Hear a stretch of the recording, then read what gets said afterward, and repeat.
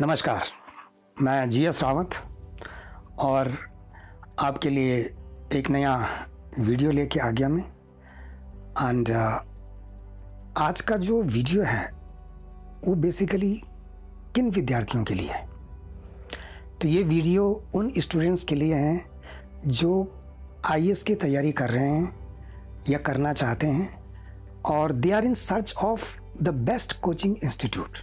यानी कि आज का जो टाइटल है that is how to select the best IAS coaching institute. वैसे तो ये और चीज़ों के लिए भी लागू होंगी, मतलब और चीज़ों का मतलब और कॉम्पिटिटिव एग्जाम्स के लिए भी, लेकिन ज़्यादातर with special emphasis to it is particularly pertaining to the civil services. ठीक, तो वो बच्चे, वो स्टूडेंट्स, वो एस्पिरेंट्स जो आईएएस के लिए प्लान कर रहे हैं, उनको किस किस चीज़ का ध्यान रखना है कि एक अच्छे इंस्टीट्यूशन में जो कोचिंग देता है कैसे सेलेक्ट करेंगे, वो क्या देखना पड़ेगा उनको उसमें।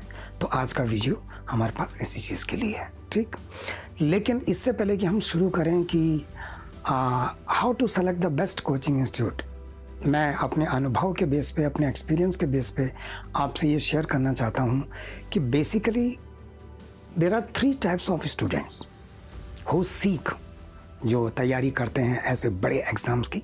आईएएस को माना जाता है it is the mother of all examination, right.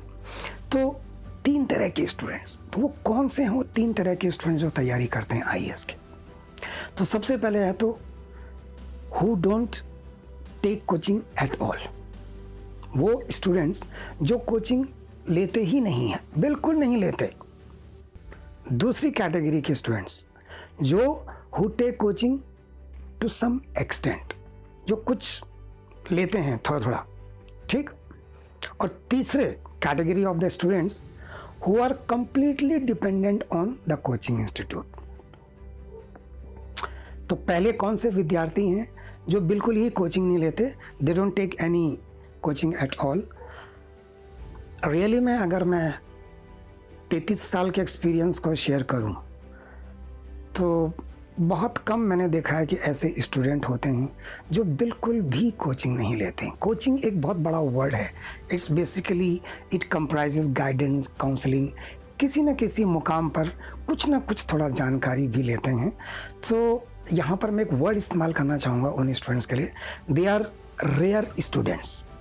Rare students होते हैं, एक्सेप्शनल स्टूडेंट्स होते हैं, क्योंकि उनके पास सारा इंग्रेडिएंट है, जैसे कि मैंने पिछले वीडियोस में आपको बताया था कि क्या चाहिए होता है यूपीएससी को। तो दीज कैंडिडेट्स और these type of students has got all the raw material, ingredient, उनके पास सब कुछ मौजूद है, तो उनको खास ज़रूरत नहीं पड़ती है, तो लेते ही नहीं है। वो अपने आप ही सेल्फ स्टडी करते हैं, थोड़ा बहुत इधर उधर से देख लेते हैं। हालांकि उनका कहना होता है कि उन्होंने कहीं से कोचिंग नहीं ली, लेकिन मेरा मतलब है कि थोड़ा बहुत ठीक है, हल्का फुल्का। इवन अगर आप थोड़ा सा वीडियो भी कहीं से देख रहे हैं या किसी कोचिंग इंस्टीट्यूट की वेबसाइट में ताका झांकी कर रहे हैं, तो वो भी थोड़ा बहुत मानते हैं उसको लेने का। But these are the first category of the students who don't take any coaching. ठीक, तो उन पे हम ज़्यादा बात नहीं करेंगे। They are successful and they have been successful. मैंने कई वीडियोस में पढ़ा है, कई जो आईएएस बन चुके हैं स्टूडेंट्स, उनका ये कहना है कि उन्होंने कहीं से कुछ खास कोचिंग ली नहीं। That's correct.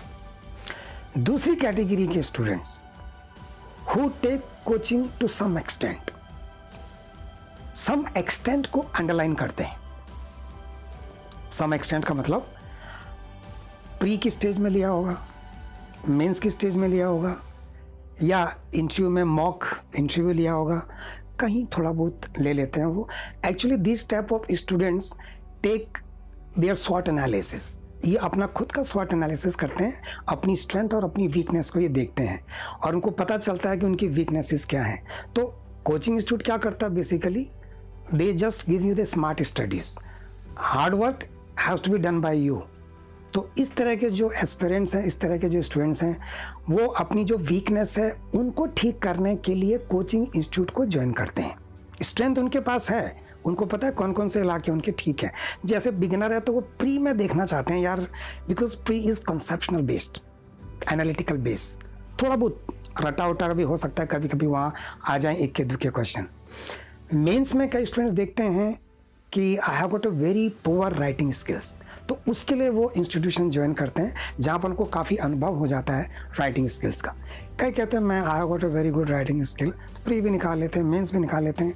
इंटरव्यू के लिए वो कहते हैं यार थोड़ा सा दो I have got a very good communication skill, लेकिन थोड़ा सा कभी कभी कॉन्फिडेंस जो है थोड़ा बहुत लड़खड़ा जाता है, सो मैं मॉक इंटरव्यू लेना चाहूँगा। तो they certainly seek the guidance and advice of the coaching institution.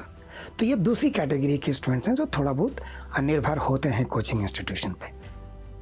तीसरी category of the students, they are completely dependent on the coaching institution.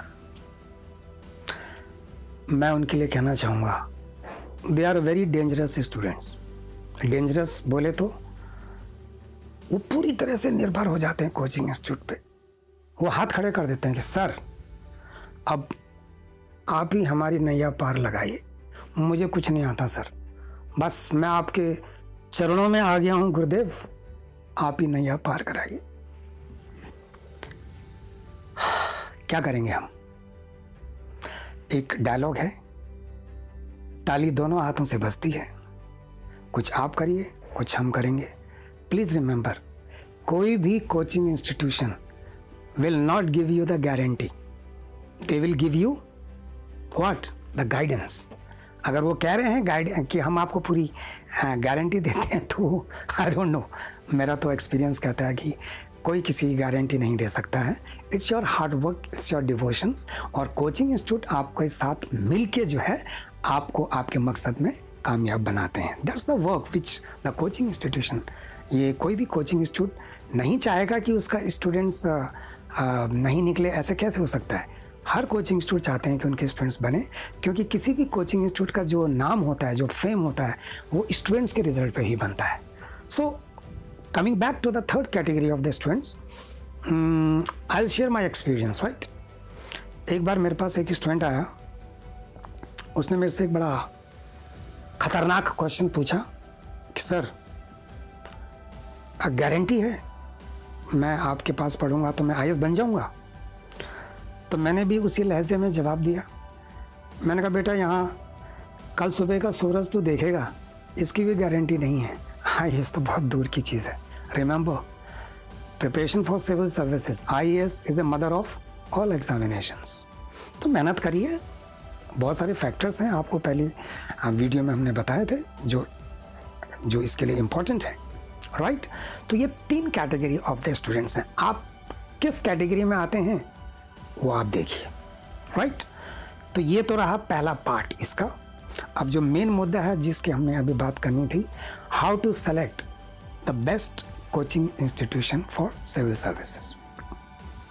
First, how old is the institute? कितना पुराना है institute? Well established.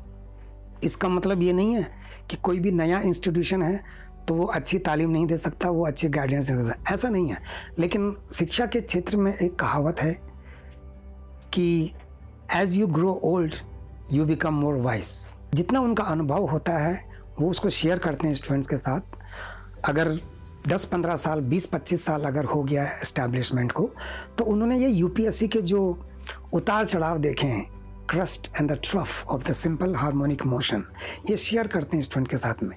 कहाँ कहाँ किस किस वक्त क्या क्या बदलाव आया। माइंड इट, लगभग 8-10 साल में एक बार यूपीएससी काफ़ी रेडिकल चेंजेस लाता था। लेटेस्ट बीइंग बासवान कमेटी की रिपोर्ट अभी पूरी तरह से बाहर नहीं आई है, 2016 में ये अभी आई थिंक पीएमओ ऑफिस में पड़ी होगी। इस पर डिसीजन जल्दी ले लिया होगा या ले लेंगे, लेट्स वेट फॉर इट। इसमें काफ़ी रेडिकल चेंजेस हैं, ठीक है, उसकी हम बाद में बात करेंगे कि उसमें क्या क्या चेंजेस के लिए बातें करी है सिविल सर्विस से रिलेटेड। तो that is what I mean by well established institution, या कितना पुराना। जैसे लोग पूछते हैं ना हाउ ओल्ड आर यू, तो वही है कि कितना समय हो गया है इंस्टीट्यूशन को। आप अगर देखें पर्सनल लाइफ में भी, Banaras Hindu university, Aligarh Muslim university, Jawaharlal Nehru university, Madras university, Bombay university, Calcutta university, ये बहुत पहले एस्टैब्लिश हो गए थे and they are still the centre of excellence. नई यूनिवर्सिटीज़ भी हैं, they are doing good work, वो भी अच्छा कर रहे हैं। तो पहला आपको थोड़ा ये देखना पड़ेगा कि ये कितना पुराना इंस्टीट्यूशन है, ठीक। Number 2, how old is the institute? कितना पुराना है इंस्टीट्यूशन? Well established. इसका मतलब ये नहीं है कि कोई भी नया इंस्टीट्यूशन है तो वो अच्छी तालीम नहीं दे सकता, वो अच्छी गाइडेंस नहीं दे सकता, ऐसा नहीं है। लेकिन शिक्षा के क्षेत्र में एक कहावत है कि as you grow old you become more wise. जितना उनका अनुभव होता है वो उसको शेयर करते हैं स्टूडेंट्स के साथ में। अगर 10-15 साल, 20-25 साल अगर हो गया है एस्टैब्लिशमेंट को, तो उन्होंने ये यूपीएससी के जो उतार चढ़ाव देखे हैं, crust and the trough of the simple harmonic motion, ये शेयर करते हैं स्टूडेंट के साथ में। नंबर 2, एक्सपीरियंस्ड फैकल्टी मेंबर्स बहुत इंपॉर्टेंट है। एक्सपीरियंस्ड फैकल्टी मेंबर का मतलब ये होता है जो कॉलेज यूनिवर्सिटी में फैकल्टी मेंबर्स होते हैं, लेक्चरर्स, रीडर्स और प्रोफेसर्स, वहाँ पर very high qualification is required. MPhil, PhD, DLit with 5 or 10 years of experience must have undergone CSIR or NET qualification and all those are required, right? यहाँ पे कुछ नहीं चाहिए, सिंपल ग्रेजुएट, बट उसको पढ़ाने का तजुर्बा या खुद सिविल सर्विसेज में एटलीस्ट मेंस क्वालिफाइड हो, मतलब इंटरव्यू फेस किया हुआ हो। They are the best breed to teach you. College के प्रोफेसर्स भी बहुत अच्छा पढ़ाते हैं, बहुत उम्दा पढ़ाते हैं, बहुत नॉलेज होती है उनके पास, लेकिन थोड़ा सा जो यूपीएससी का बिहेवियरल पैटर्न है क्वेश्चंस का, वेदर इट इज प्री और मेंस, वहाँ पर थोड़ा सा लैकनेस हो सकती है। हालांकि they have been found to be equally competent to teach the civil services students and the candidate. हालांकि कभी कभी ज़्यादातर ऐसा भी देखा गया कि कई कॉलेज के प्रोफेसर्स हैं, उनको 5-6 साल का एक्सपीरियंस भी है पढ़ाने में IAS का, तो वो तो बहुत ही अच्छे हैं, वो तो सोने पे सुहागा हो गया। बट फैकल्टी मेंबर का ज़्यादातर यही होता है, they have to be those personalities जो खुद सिविल सर्विस का एग्ज़ाम दे चुके हैं और किसी न किसी मुकाम पर आइदर दे हैव क्वालिफाइड या रह गए हैं और उनको काफ़ी अनुभव है। तो I think they are the best brand to be the faculty members. बाकी वेरिएशन आर ऑलवेज देयर, ठीक। तो ये भी आपको देखना है कि वहाँ कितने फैकल्टी मेंबर हैं। एंड प्लीज़ माइंड इट, किसी इंस्टीट्यूशन में अगर बहुत सारे फैकल्टी मेंबर हैं, ज़रूरी नहीं है कि वो अच्छा हो, इतने ज़्यादा की ज़रूरत नहीं है। हिंदुस्तान की जनसंख्या ज़्यादा है, इसका मतलब नहीं कि हम जो है सुपर पावर हैं, उतनी लाइबिलिटीज़ भी हैं हमारे पास में। छोटे मोटे देश जिनकी जनसंख्या बहुत कम है वो भी बहुत तरक्की करते हैं।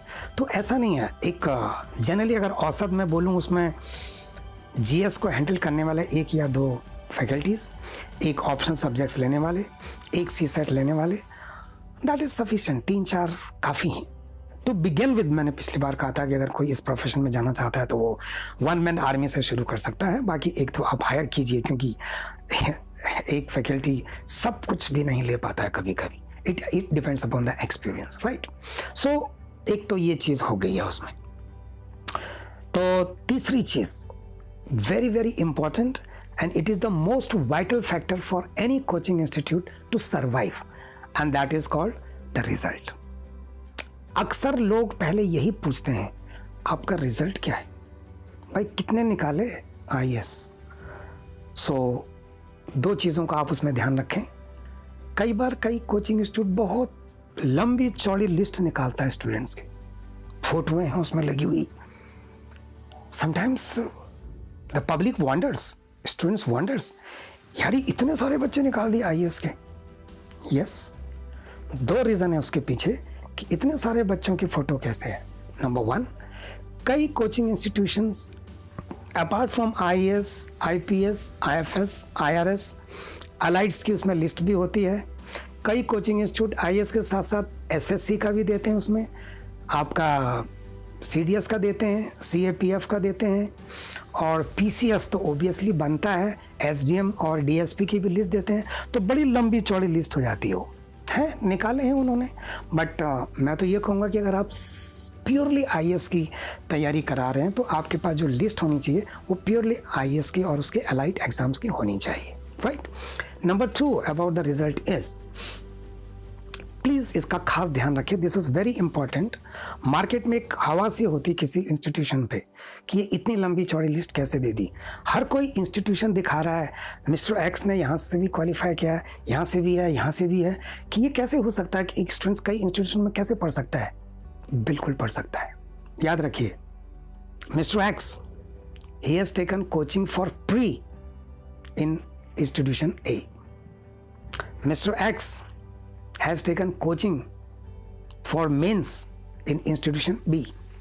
Mr. X has taken mock interview guidance from institute C. Mr. X has taken guidance from the institutions who are having the live classes or test series online लिया है। तो सारे के सारे जो ये इंस्टीट्यूशंस हैं, they have the fundamental right to show the picture of that candidate जिन्होंने वहाँ से पढ़ा है, चाहे प्री के लिए पढ़ा हो, चाहे मेंस के लिए पढ़ा हो, चाहे इंटरव्यू के लिए पढ़ा हो, ये बनता है। सो भ्रम में ना रहें कोई स्टूडेंट्स। तो एक स्टूडेंट्स कई इंस्टीट्यूशन में पढ़ सकता है, इवन उसने एक इंस्टीट्यूशन से ऑप्शनल की तैयारी करी है, because that optional may not be with a part of the institution in which he was studying previously. तो this is very very important. तो रिजल्ट, जहाँ तक मेरा पर्सनल एक्सपीरियंसेस है, कोई भी इंस्टीट्यूशन और खासकर आईएएस के इंस्टीट्यूशन फेक रिजल्ट और फेक फोटोग्राफ्स नहीं दिखाते हैं। किसी न किसी मुकाम पर वो स्टूडेंट्स उस इंस्टीट्यूशन में रहा था, 3 साल नहीं रहा होगा, 2 साल नहीं रहा होगा, 1 साल नहीं रहा होगा, कुछ महीने रहा होगा। He must have taken only 4 or 5 months coaching for the pre. He must have gone to the mains particularly only for writing sessions, practice करने के लिए। तो बनता है, तो इसलिए ये काफ़ी बड़ा रिजल्ट देखने को मिल जाता है। सो आपके लिए बहुत इंपॉर्टेंट है कि आप रिजल्ट ज़रूर देखें। जो इंस्टीट्यूशन अपना रिजल्ट दिखा ही नहीं रहा है, तो थोड़ा सा आपको अलर्टनेस दिखानी पड़ेगी कि उनका रिजल्ट कहाँ है, राइट। हाँ, कभी कभी ऐसा होता है कि कोई नया इंस्टीट्यूशंस है एंड उनकी फैकल्टीज़ बहुत अच्छी हैं, बट अभी क्योंकि पहला बैच है, they are not able to give expected result in the first batch. Please mind it, क्योंकि ताली दोनों हाथों से बजती है, बच्चों पर भी निर्भर करेगा। ये सारी की सारी चीज़ें कोचिंग इंस्टीट्यूट आपको नहीं देगी। कोचिंग इंस्टीट्यूट भगवान नहीं है, खुदा नहीं है, आपको भी मिलके जो है रिजल्ट बनाना पड़ता है। Please, that is very very important, ठीक। तीसरी कैटेगरी ऑफ द स्टूडेंट्स ना बनिए। Either the best is the second category. आपकी जो कमजोरियां हैं आप उसके लिए आइए, और अगर आप बिगिनर्स हैं तो जाहिर है आपको प्री के लिए भी, मेंस के लिए भी आना पड़ेगा, और काफ़ी लंबे समय तक आपको अटैच रहना पड़ेगा किसी भी कोचिंग इंस्टीट्यूशन से, राइट। रिजल्ट के बाद में एक और चीज़ देखने को मिलती है, दैट इज़ इंफ्रास्ट्रक्चर। लेकिन इस पे ज़्यादा ना जाएं। आपके classroom should be air conditioned, बड़ी बड़ी क्लासेस होनी चाहिए, डनअप वाली कुर्सियाँ होनी चाहिए। बाहर जो है, जैसे आप एंटर करते हैं, बहुत खूबसूरत सी वहाँ पर एक एंट्रेंस पे जो रिसेप्शनिस्ट होनी चाहिए, उसकी मुस्कुराहट से ही आप एडमिशन ले लेंगे। इतना बड़ा, ठीक है, इट इज़ ए रिक्वायरमेंट, होता है, चाहिए होता है। किसी इंस्टीट्यूशन के पास 2 कमरे हैं, छोटी सी जगह है, वेरी गुड फैकल्टी मेंबर, और बहुत अच्छा रिजल्ट है, equally good, but obviously infrastructure has to be there. Classroom should not be dingy, unventilated, bathroom should not be shabby, इतना तो बनता है। क्लीन एटमोसफियर तो होना चाहिए, इसको भी देखिए, ठीक।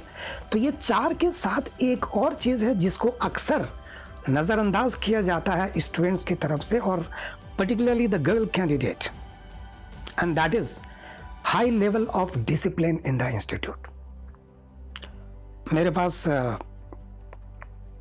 किसी के पिता आए अपनी बेटी को लेके, और पूछना पड़ता है कभी कभी हमें कि सर आप पहले कहीं और भी गए थे कहीं? जी। वहाँ क्या हुआ? नहीं, सब कुछ ठीक था वहाँ, एवरीथिंग वॉज ओके, बट थोड़ा सा सर वहाँ मुझे लगा कि थोड़ा इनडिसिप्लिन है। तो कई पेरेंट्स या कई बच्चे इन चीज़ों पर भी खास ध्यान देते हैं। There should be high level of discipline in the institution. और मेरा जो पर्सनल व्यूज़ हैं, आज अनुशासन 2 ही जगह है, एक फौज में और दूसरा शिक्षा के क्षेत्र में। और मैं ये भी बताना चाहूँगा कि शिक्षा के क्षेत्र में जो अनुशासन का स्तंभ है वो लड़खड़ा रहा है धीरे धीरे।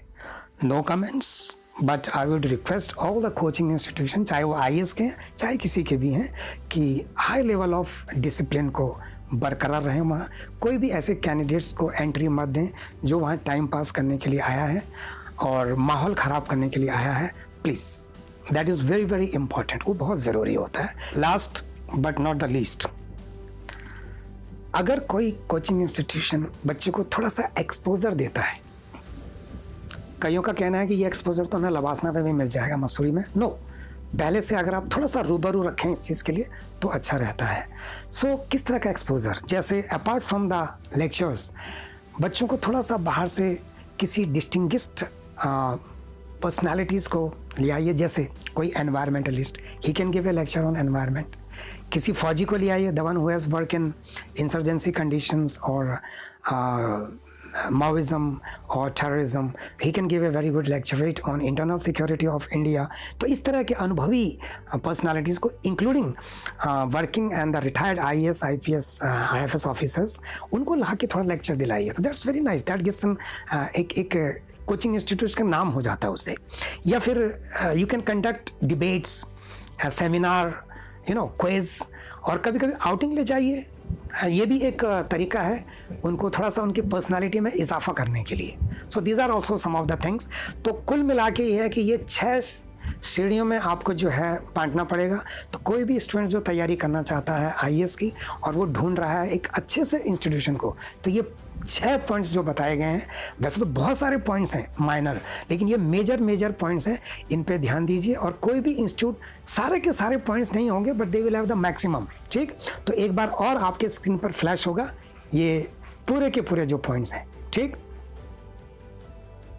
तो अब मुझे इजाज़त दीजिए, आज के लिए इतना ही काफ़ी। अगले वीडियो में आपके लिए एक नई चीज़ लेके आ रहे हैं, जस्ट वेट, इंतज़ार करिए। Thank you.